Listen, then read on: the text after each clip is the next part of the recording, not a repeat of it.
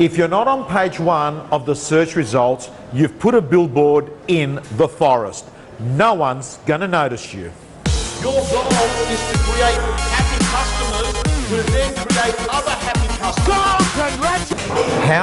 What can an agent do to improve their probability of being called out to do a market appraisal using realestate.com? Sure.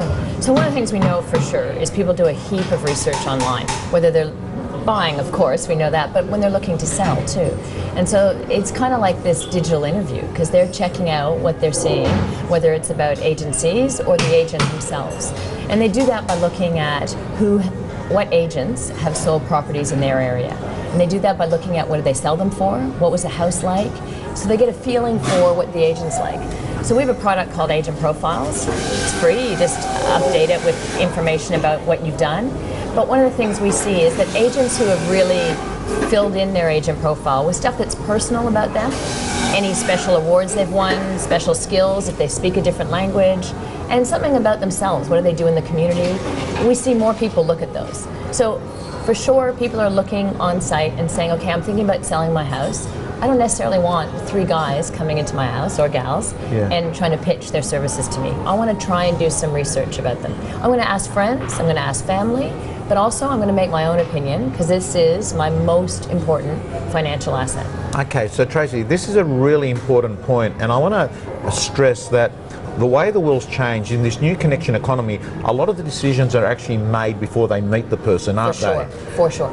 So what you're saying is that on realestate.com.au, you can influence that decision, and the way that you do it is on the just sold section to make sure that you're sort of in their face of the consumer, and you're also saying the agent profile section. Correct. So you want to have properties that you've sold and the amount you sold it for, because that's what people are looking at in their area, so that you then, when they're looking at sold properties, you come up. You want the properties you've sold to be nicely photographed, because that's giving people an indication of how's it going to mark up my place, right? Yeah. And when you have the amount it's sold for, that tells people a little about your credibility. And then on your profile, that gives, yes, that sold data as well, but it also gives some information about you.